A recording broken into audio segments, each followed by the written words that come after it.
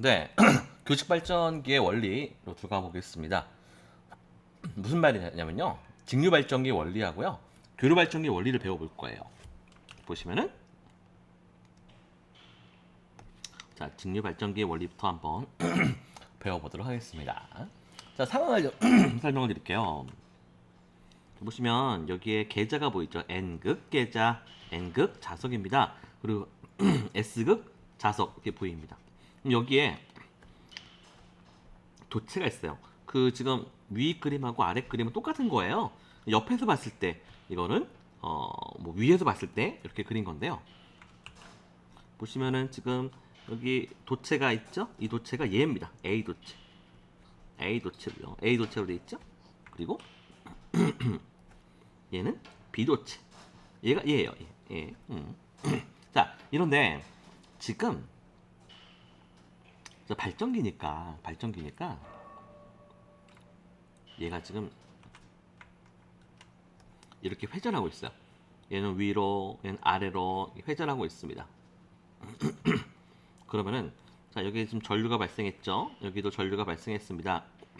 발전기니까 오른손의 법칙을 쓰게 되면 여기는요, 들어가는 전류하고 여기는 나오는 전류로 방향이 표시가 돼요. 그럼 들어가는 전류는 우리는 여기서는 요 모양이 되겠죠. 이 방향이 되겠죠. 그리고 여기는 요 방향이 될 겁니다. 자, 그런데 지금 이런 상황에서 여기에 보시면은 자, 이런 모양의 뭐가 있어요. 예, 요거에다가 옆에 브러쉬겠습니다. 브러쉬를 대가지고 저항을 연결해놨어요. 이렇게 저항을 연결해놨어요. 그런데 전류가 일단 이 순간에는 이렇게 해서 이렇게 해서 이렇게 해서 이렇게 해서 이렇게 흘러가겠죠. 그쵸? 자, 여기를 볼게요. 여기. 자, 이게 지금 어, 정류자하고 계자를 붙여놓은 건데요. 얘가 지금 얘가 정류자 편이라고 그래요. 뭐라고요? 적어주세요. 정류자 편이다. 그리고 얘하고요. 얘가 브러쉬입니다.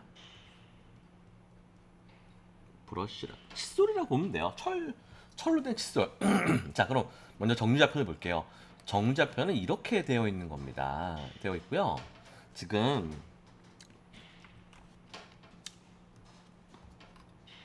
선이 이렇게 해서 하나 들어오죠. 또 여기도 하나 들어오죠. 이게 얘예요. 얘고 얘가 들어오는 겁니다. 그런데 정류자편은 어떻게 연결되어 있어요? 용접을 해놨죠. 그러니까 간단하게 말하면 얘가 뱅글뱅글 돌잖아요. 돌 때 정자편도 얘도 함께 돈다는 거예요. 같이. 그런데 그 옆에 브러쉬라는 애가 브러쉬가 그 칫솔이라고 했죠. 이게 붙어 있는 거예요. 이렇게. 이렇게. 그러면은 정자편은 브러쉬를 이렇게 긁으면서 긁으면서 이동을 하겠죠. 근데 브러쉬는 정지에 있고 정류자편은 뱅글뱅글 돌아가니 이게 예를 들어 1번 브러쉬라고 하고 2번 브러쉬라고 할게요. 그리고 요걸 A 정자편이라고 하고 얘를 B 정자편이라고 했을 때 뱅글뱅글 돌아가니까 A가 1번을 만날 때도 있고 A가 2번을 만날 때도 있죠. 그렇죠? 자, 그런 거 다 기억하시고 그리고 정자편이 예를 들어 이제 이거 두 개만 그렸는데요. 네 개짜리는 이렇게 그려져 있습니다. 그래서 여기 사이는 옆에 도체하고 절연될 수 있게 이렇게 절연체가 들어가 있고요. 실제로는 이게 이제 이렇게 돼 있어가지고 이렇게 서로 절연체가 이런 식으로 막혀 있다는 거. 자, 그 다음에 이제 요게 180도 회전했다고 볼게요. 180도 회전했다는 건 여기에 있는 도체 A가 어디로 갔어요? 여기로 갔죠. 그리고 여기에 있던 S극 앞에 있던 B 도체가 어디로 갔어요? 이제 N극 앞으로 왔죠? 자, 이때 발전기니까 또 마찬가지로 그 오른손의 법칙을 써볼게요. 그러면 자, 검지의 방향을 자속의 방향에 맞추고 지금 발생하는 힘을 적용되고 있는 힘을 엄지에 맞추면 우리가 알고 싶은 전류의 방향은 들어가는 방향으로 결정이 됩니다. 여기는 나오는 방향으로 결정되고요. 자, 그러면 한번 생각을 해보세요. 자, 이제 중요합니다. 지금 A 도체하고 또 A 도체를 볼게요. A 도체 흘러갔던 전류 방향은 N극 앞에 있을 때는 들어가는 방향으로 전류가 흘렀다가 S극 앞에 오면은 뭐 어떻게 됐어요?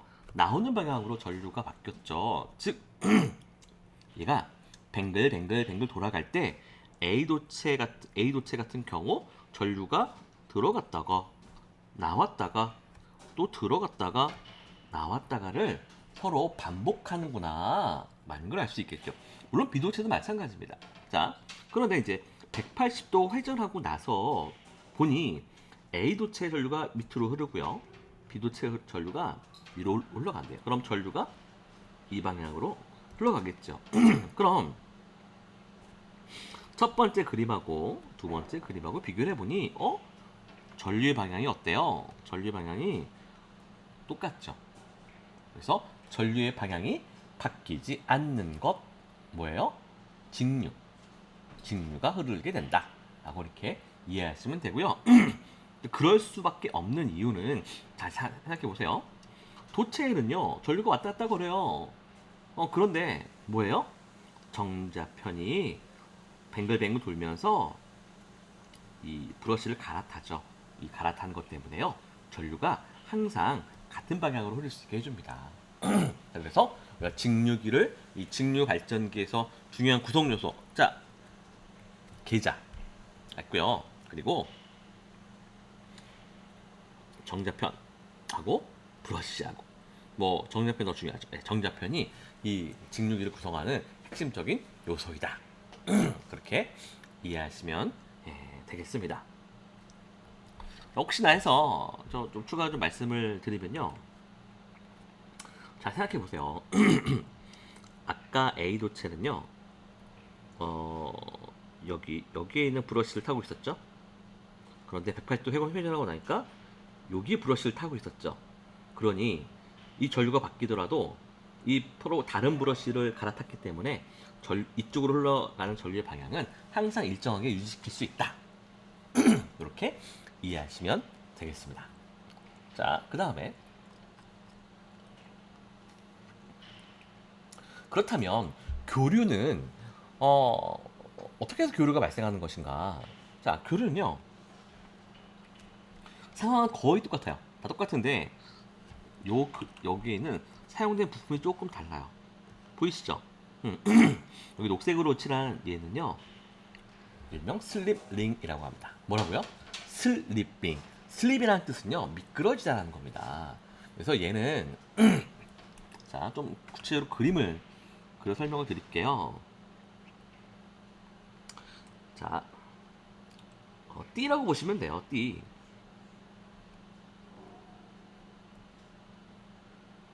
자, 이런 띠고요.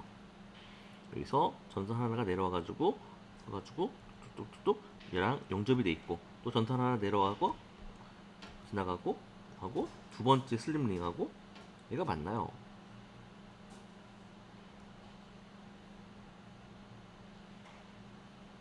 두 번째 그래서 용접이 돼 있죠. 그런데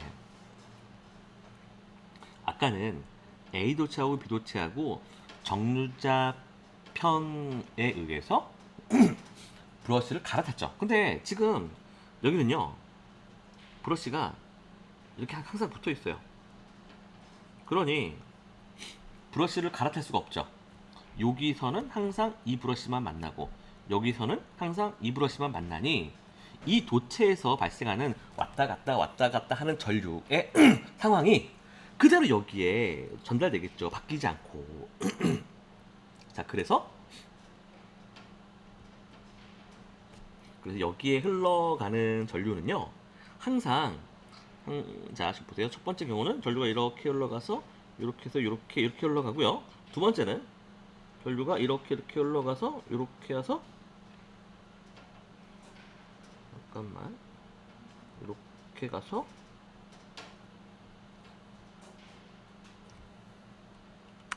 잠시만요. 보세요. 전류가 지금 이렇게 흘러가고 있죠? 이렇게 해서 이 슬링 타고 이렇게 가죠. 이렇게 갑니다. 그러면 전류의 방향을 아까 하고 비교를 해 보면요. 지금은 전류의 방향이 이렇게 흘러가는데 아까는 반대 방향 흘러갔죠. 즉 도체 A하고 B에서 전류가 왔다 갔다 하는 그 흐름이 슬림링을 타고 그냥 그대로 전달이 되고 있죠. 이건 교류 발전기의 원리입니다.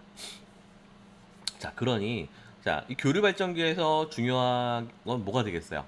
바로 이 슬림링이 중요한 역할을 한다고 보면 되겠죠. 자, 이렇게 우리가 교류 발전기의 원리에 대해서 알아봤습니다. 자, 교류가 나왔으니까요. 교류에 대한 몇 가지 중요한 이제 물리량을 좀 공부해 볼게요. 자, 첫 번째 주기. 주기는요. 시간의 개념입니다. 우리 월급을 받는 주기는 한 달이죠. 예.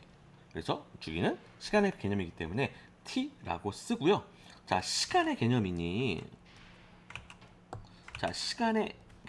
단위가 세컨드가 기본적으로 되겠죠. 자, 그런데 여기서 주기란 건 어떤 의미가 있는 것이냐면요. 자, 보시면 이런 판이 있죠. 이게 한 번 나타났다가 또 두 번째 지금 나타나죠. 이렇게 한 번 한 사이클 이걸 한 사이클이라고 하는데 한 사이클을 이루는데 걸리는 시간을 바로 주기라고 합니다. 그리고 단위는 시간이니까 세크해서 S가 되겠죠. 자, 그다음 주파수입니다. 뭐라고요? 주파수요. 주파수입니다. 주파수는요. 기호를 F로 써요. 그리고 주파수의 의미는 뭐냐면은 1초 동안에 발생하는 사이클 수. 쉽게 말하면 반복하는 횟수를 말해요. 1초 동안 몇 번 반복했니? 예. 이게 주파수가 되겠습니다. 그 단위는 헤르츠라는 걸 쓴다. 자, 그리고 두 개 중요한 거. 자, 주기와 주파수를 곱하면 항상 1이야. 요거는 시험도 잘 나오는 것이니까요. 잘 기억해 두십시오. 그리고 자, 각주파수라는 게 있어요. 자, 이거요. 자, 우리 읽는 거는 기호를 오메가라고 합니다.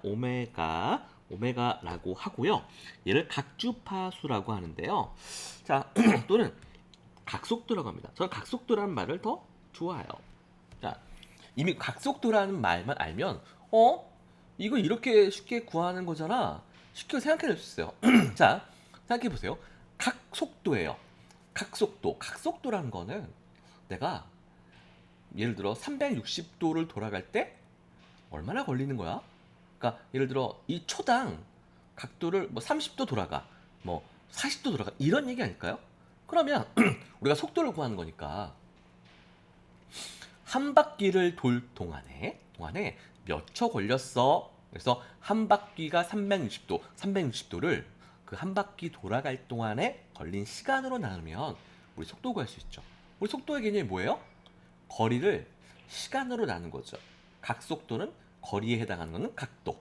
한 바퀴 돌아갈 때 걸린 시간 주기. 그래서 우리 한 바퀴 360도가 2파이죠. 그 다음에 한 바퀴 한 사이클 돌아가는데 걸린 시간이 t. 그래서 이렇게 t분의 2파이를 쓸 수 있고요. 이거를 적용하는 겁니다. 우리 이렇게 쓸 수 있죠. 역수로 쓸 수 있죠. 예. 그러니까 t 대신에 f를 역수로 쓰면은 우리는 2파이 f라고 쓸 수 있다. 즉 각속도 오메가는요 원래는 2파이 f로 자주 써요. 그런데 우리가 각속도라는 이름을 알고 있으니 혹 이게 잘 기억이 안 날 때는 각도 속도 한 바퀴 돌아갈 때 한 바퀴를 2파이니까 한 바퀴 돌아갈 때 걸리는 시간 t니까 t분의 2파이 f 이거 고치면 2파이 이렇게 f로 쓸 수 있겠네? 라고 생각할 수 있으면 우리 공식을 잊어버려 생각해낼 수 있겠죠. 이렇게 각속도 정해봤습니다. 자, 그 다음에 우리 정연파 교류의 크기에 대해서 배워볼게요. 자, 정연파가 뭐고 교류가 뭐고 생각해볼게요. 자, 정연파라는 거는 우리 사인파를 보통 말합니다. 사인파라고 한다는 건 우리 보통 이런 파를 말하죠. 이걸 사인파라고 한다. 그리고 우리 교류, 직류 배웠는데요. 자, 생각해볼게요. 자, 축이 있어. 여기에요. 이거는 직류죠. DC라고 하죠. 그럼 이거는 우리 보통 AC 교류라고 하죠. 그럼 이거는 뭘까요? 이거. 자, 저기 어, 저 민호야. 민호 있지? 너 있는 거 다 알아. 자, 민호 댓글로 자, 이게 뭔지 한번 맞춰 보세요. 뭘까요? AC일까요? DC일까요? 자, 이거는 예, DC입니다. 왜냐하면 DC라는 건 방향이 바뀌었느냐 안 바뀌었느냐지 크기가 변한다고 해서 DC가 아닌 건 아니다. 얘는 항상 그래도 크기가 변하긴 하지만 방향은 변하지 않고 일정하죠. 하지만 교류는 양의 방향, 음의 방향, 양 이런 식으로 방향이 바뀌니 얘는 교류다. 이렇게 구분하시면 되겠습니다. 자, 다시 돌아오세요. 그렇다면 정연파 교류에 관련된 몇 가지 값들을 좀 우리가 생각을 해볼게요. 자, 첫 번째 우리 이름만 좀 생각해 볼게요. 뭐라고요? 순식값이에요. 순식값. 아, 어떤 순간에 해당하는 값이야. 순식값이라고 하고요. 임의의 시간 t에서의 값. 즉, 내가 t를 넣으면 그때 값을 얻을 수 있어. 이건 함수의 개념이죠. 그래서 우리는 순식값을요 이렇게 v하고 가로 열고 닫고 가운데 t란 인수를 넣어줘요. 그랬을 때 얻을 수 있는 거 이렇게 우리 기본적으로 그 사인 값은요 v의 사인 오메가 t라고 합니다. 자, 하나씩 한번 설명해 볼게요.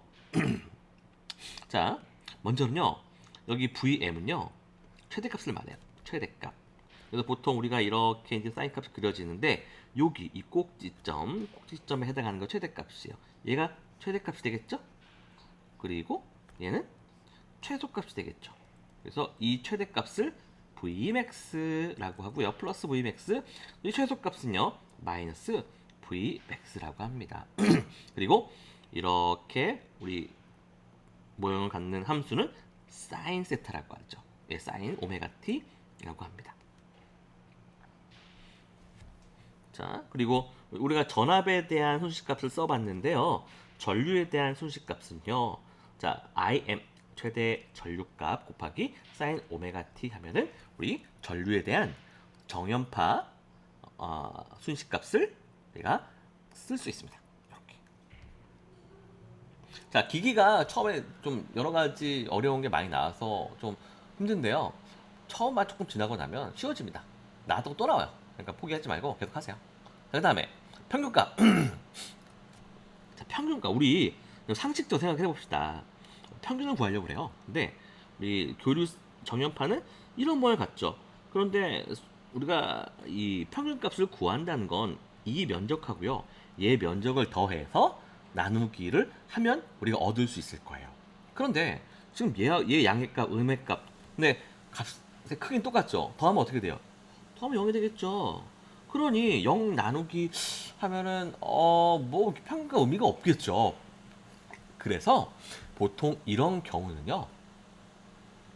이 구간 안에서만 평균값을 구합니다. 또는 이 구간 안에서만 평균값을 구해서 나타내요. 그래서 이때 평균값은요. 최대값에다가 파이분의 2를 곱하면 된다. 요건 뭐 암기하세요. 예. 어쩔 수 없습니다. 제가 좀 이렇게 고민해 볼까요? 어떻게 쉽게 암기할 수 있는 방법이 있는지? 자, 이제 실효값이 뭔지 볼게요. 실효값은요, 이렇게 RMS 값이라고 합니다. 루트, 민, 스퀘어라서 구한다고 하는데요. 일단은요, 이게 어떤 의미가 있는지 좀 볼게요. 자, 실험을 했습니다. 자, 자, 그림 보이시죠? 자, 어떤 물통에 물이 채워져 있어요. 그리고 여기에 가열기를 넣고 물을 끓였어요. 그러니까 물에서 이제 물이 온도가 높아지겠죠. 물의 열량이 높아질 겁니다. 자, 그런데 지금 두 가지 차이가 있어요. 보시면은 하나는 AC 전원을 넣고 하나는 DC 전원을 넣습니다. 자, 그럴 때 둘이 물을 끓여보니 둘에서 나오는 열량이 똑같아. 이때 열량이 똑같을 때 이때 DC의 값이 AC의 실효값이라고 한다. 그러니까 실효값이라는 게 쉽게 말로 한다면 AC의 실효값이죠. AC의 실효값이란 DC하고 똑같은 일을 할 때, A씨하고 DC하고 서로 똑같은 일을 할 때, 그때 DC의 값이 AC 값의 실효값이다 라고 이렇게 기억을 해주시면 되겠습니다. 자, 실효값에 대한 거, 자, 하나만 더 알고 가죠. 실효값은요, 우리 VRMS라고 하는데, 우리 최대값의 Vmax 값에요, 나누기 루트 2가 되겠죠. 네, 이렇게 요거는 자, 암기해 두셔도 좋은데요. 생각해 보면 쉽게 이해할 수 있어요. 자, 최대값이니까 더 큰 값은 없겠죠. 그러니까 어떤 값을 얻으려면 나누기가 돼야 될 겁니다. 나누기 할 수 있는 값들은 이제 루트 2밖에 없다는 거. 이런 식으로만 기억을 해 주셔도 좋겠습니다. 자, 그다음에 자, 직류기의 구성 요소를 볼게요. 자, 그림이 좀 삐뚤어졌네요. 자, 그림을 조금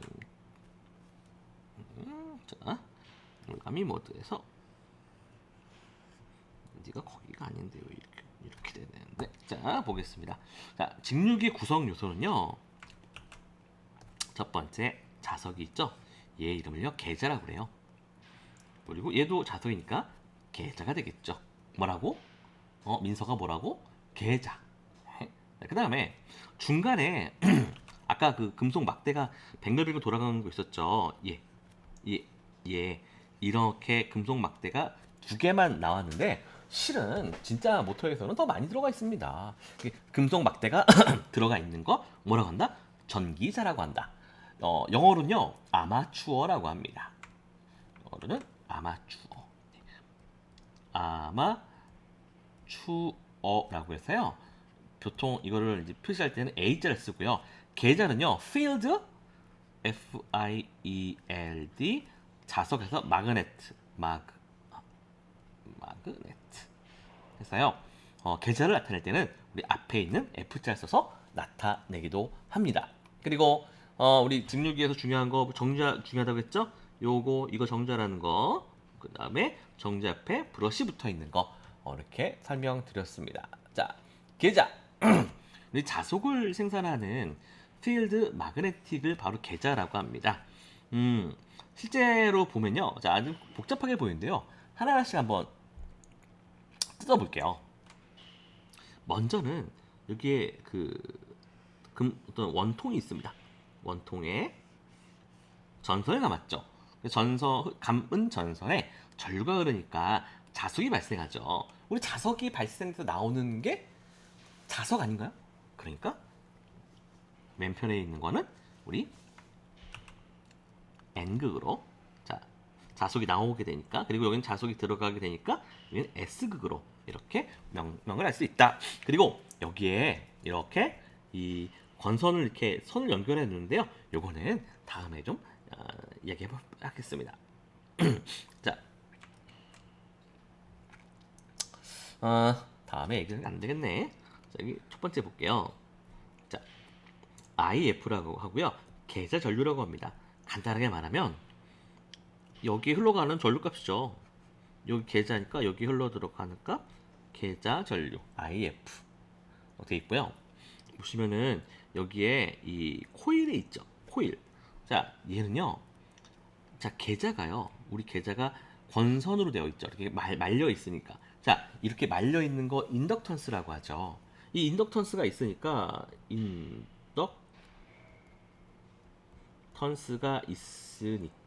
이 인덕턴스에 의해서요. 우리 리액턴스 값이라는 것을 우리 계산할 수 있다. 인덕턴스에서 리액턴스를 계산하는 거는 전기 회로 시간에 배우셔야 되는데 아마 거기가 진도가 안 났을 거예요. 자, 그럼 이렇게 보죠. 우리 인덕턴스라고 하면은 L 값이죠. 예. 우리 이렇게 코일이 있을 때 이거의 인덕턴스 값은 L이라고 하고 단위는 헨리라고 표현해 준 거를 기억하시면 좋겠습니다. 자, 그 다음에 이제 이게요. 교류에서는 얘가 저항처럼 작용을 해요. 얘가 교류에서는 저항처럼 작용합니다. 그래서 이 교류에서 저항값을 다시 한번 교류에서요. 이 인덕터의 저항값을 표시하는 방법이 있어요. 얘가 바로 이렇게 표현합니다. 자, 그 저항값을 자 오메가 L로 표현합니다. 저항값이니까 단위가 뭐예요? 옴이 되겠죠. 네, 옴. 이렇게. 자, 그리고 이거를 오메가 L로 쓰면은 조금 좀 불편할 수 있으니 이거를 XL이라고 똑같이 표현합니다. 그래서 얘의 이름이 유도성 리액턴스라고 해요.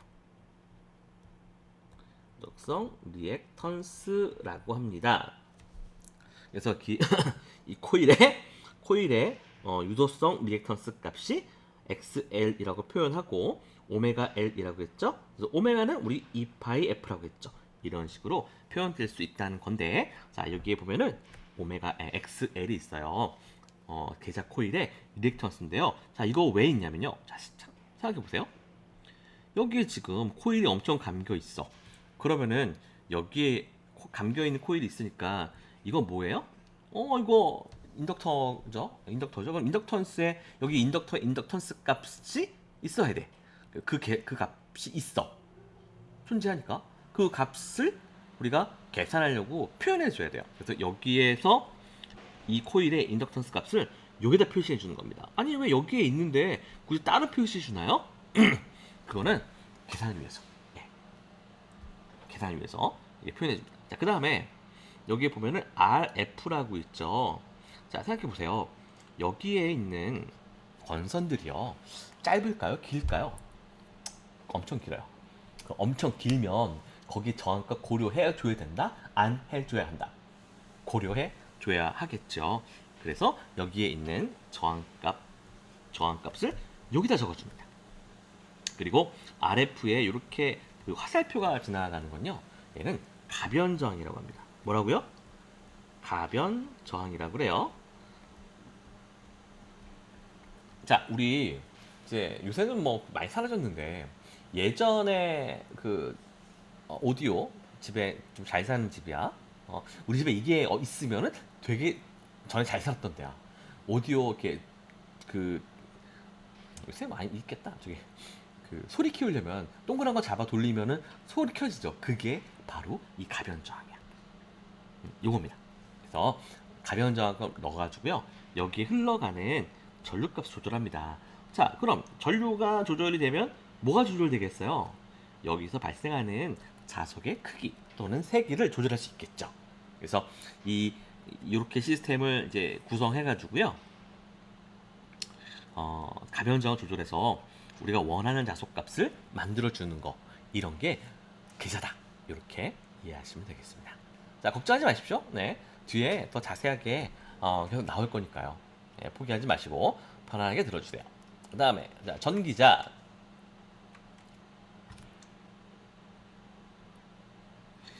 자, 우리 전기자가 아까 안에 들어가는 그 쇠막대기라고 했죠? 여기서 이렇게 적혀 있어요. 계좌에서 만들어진 자석. 그거는 얘죠. 그죠?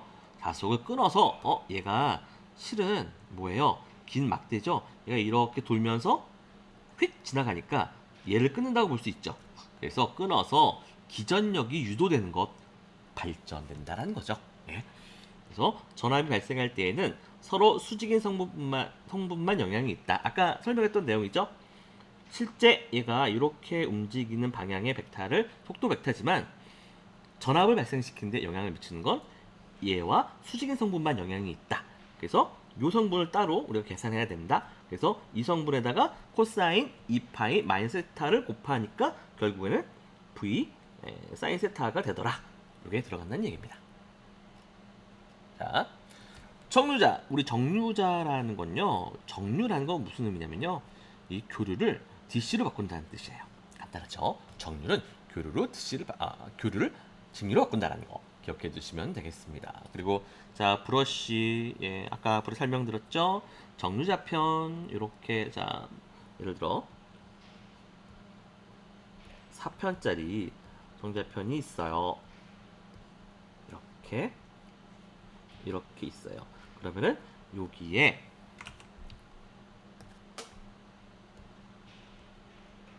이렇게 붙어 있는 게 브러쉬이다. 자, 넘어갑니다. 자, 규소 강판을 성층화에 사용한 이유? 자, 이게 무슨 얘기냐면요. 자,